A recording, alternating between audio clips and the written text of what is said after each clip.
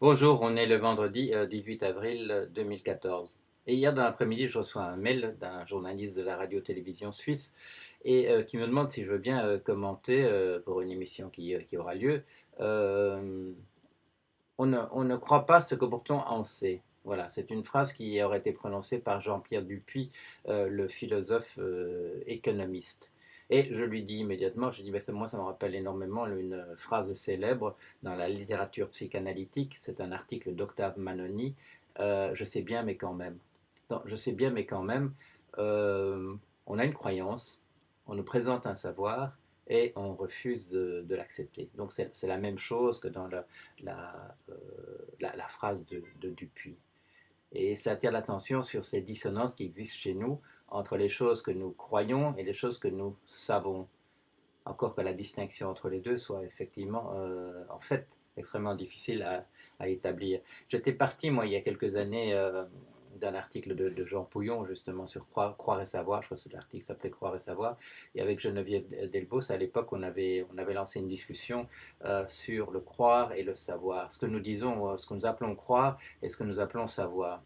Et souvent, bon, on s'aperçoit à ce moment-là qu'il y a évidemment un savoir dur comme celui qu'a mis en évidence Aristote, qui sont les faits incontrovertibles de la réalité telle qu'elle est, sur laquelle on peut expérimenter et voir si elle est bien de la façon dont nous la percevons, parce que l'illusion peut nous faire croire que l'illusion phénoménone peut nous faire croire que les choses sont différentes de ce qu'elles sont. Et on peut se mettre d'accord en testant la réalité extérieure. Et on peut ajouter à ça des vérités qui sont des vérités comme on appelle maintenant scientifiques, c'est-à-dire en fait par la déduction à partir de choses dont nous savons qu'elles sont vraies, nous avons établi qu'elles sont vraies, d'arriver à des conclusions qui sont vraies également. Mais ça, je dirais, c'est la vérité et la réalité dure, non pas qu'elles existent vraiment, mais sur lesquelles nous sommes d'accord. Nous sommes tous, en principe, tous d'accord. On va à l'école et nous sommes dans des milieux où on nous parle de la science et il faut que nous disions, acceptions que cette représentation qui nous est donnée, c'est la véritable vérité.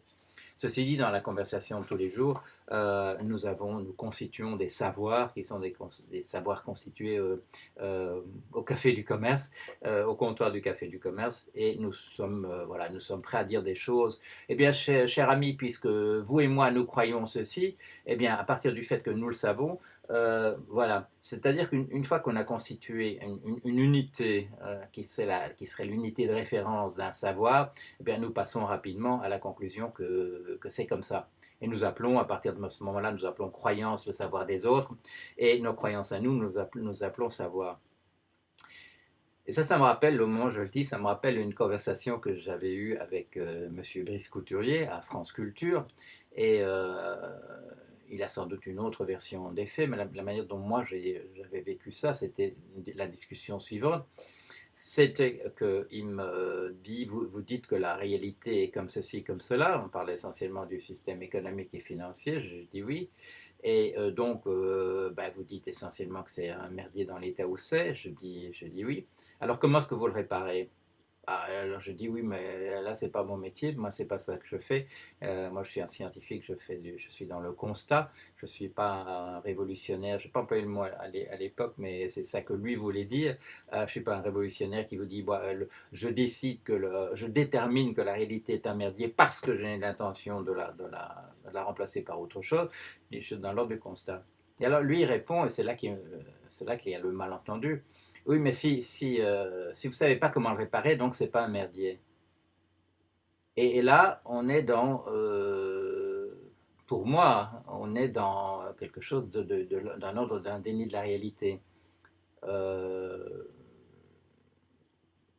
pour moi, il n'y a pas de lien logique entre le fait de dire qu'une situation est de tel type et le fait de devoir, bon, d'être mis en demeure de dire comment le réparer, et que si on ne sait pas dire comment le réparer, à ce moment-là, ça veut dire que c'est pas en mauvais état. Il y a une erreur de raisonnement. Mais cette erreur de raisonnement, elle est extrêmement connue, en fait. Hein, elle est extrêmement connue. En psychanalyse, on a toute une série de mots, d'ailleurs, pour essayer de la définir. Parce que dans cette façon que nous avons de voir le monde, nous avons inventé, enfin notre psychisme a inventé une multitude de moyens pour tourner autour du pot et pour ne pas vouloir justement accepter une réalité qui est en face de nous. Il y a l'affaire Drängung, le refoulement. Là, nous le savons, notre inconscient le sait, mais quand nous faisons nous un discours autour de ça, eh bien nous disons le contraire. Et qu'est-ce qu'il y a encore? Il y a Verneinung, la dénégation, en disant j'ai fait un rêve et puis il y avait ce personnage-là et je sais que c'était pas mon père. Bon, alors ceux qui entendent disent oui, bah, ça devait être son père, pourquoi est-ce qu'il nous insiste pour nous dire que c'est peut-être pas son père? Donc ça c'est près de la surface. Alors il y a aussi le déni, la Verleugnung, le déni, c'est-à-dire c'est quelque chose qu'on... Voilà, là on est de l'ordre je dirais, du raisonnement tel que moi je le conçois, tel que moi je l'ai entendu de monsieur Brice Couturier, ou bien dans la phrase, la phrase de Manoni, je sais bien mais quand même, ou celle de Dupuis, je ne veux pas croire aux choses que je sais, c'est-à-dire c'est un refus de la réalité.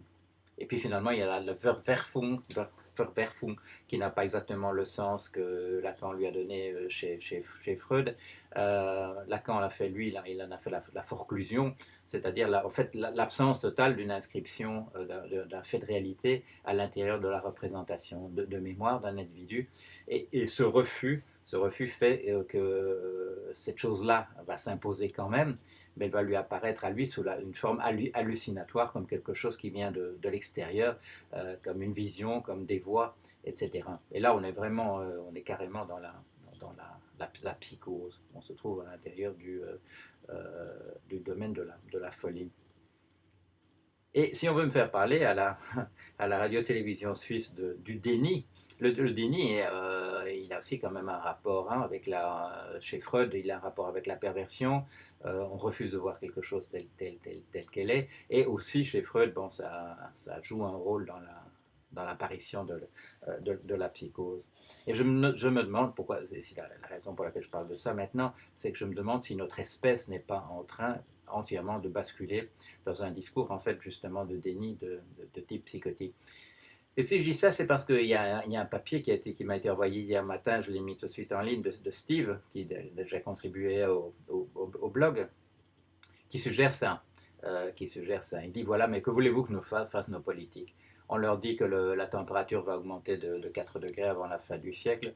On leur dit qu'en 2050, il y aura, je ne sais plus les chiffres, de 48% à 78% du vignoble bordelais et du sud qui sera entièrement, et des côtes du Rhône qui sera entièrement dévasté par la désertification qui monte.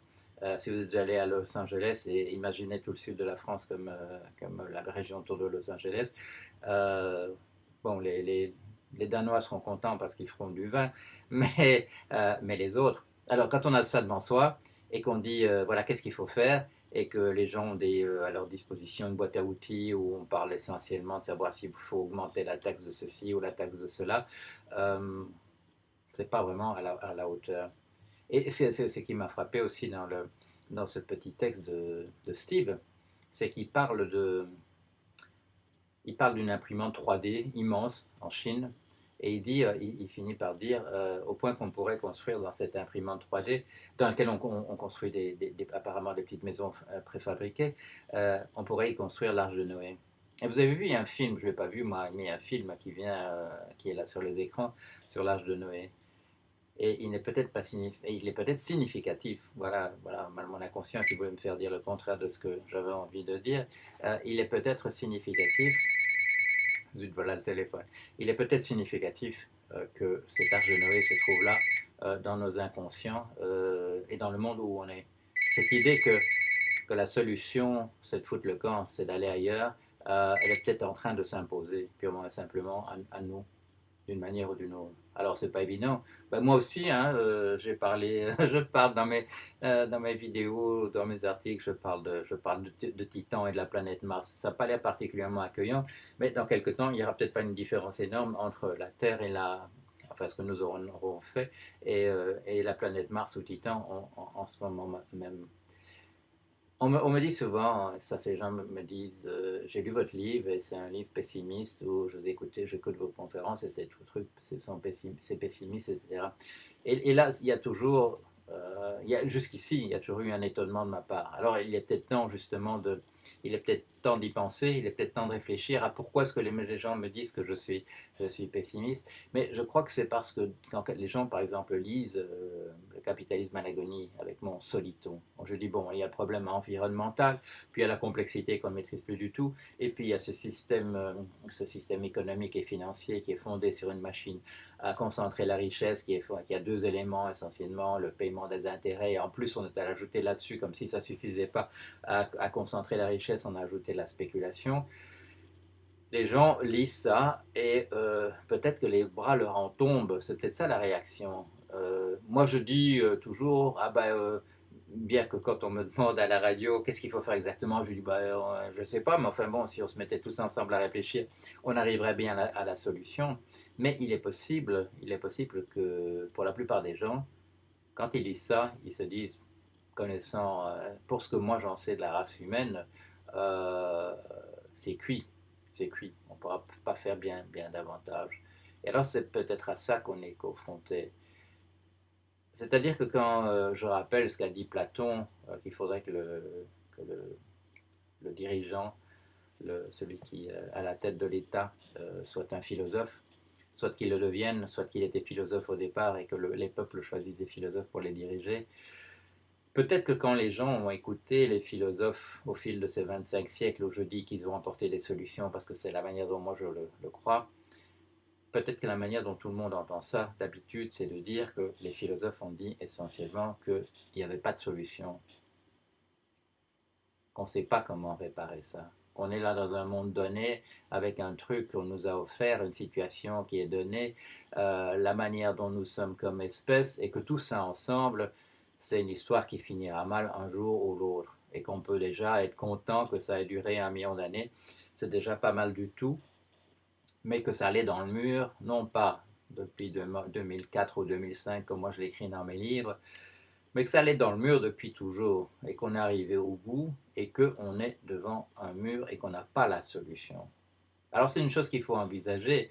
Moi non plus, je ne peux pas rester dans le déni en disant, mais finalement, il suffit qu'on soit une dizaine, parce que c'est ça que j'ai l'habitude de dire, il suffit qu'on se retrousse un peu les manches et on va remettre ça en place.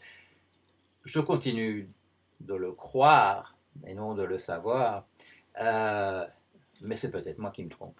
Voilà. Et que mon optimisme, comme moi je le vis de l'intérieur, euh, c'est peut-être là qu'il y a un décollage par rapport à un décollement par rapport à la réalité. Voilà, je vous offre ça pour la semaine comme thème de réflexion. Je suis sûr que j'y reviendrai encore. Joyeuse Pâques et à très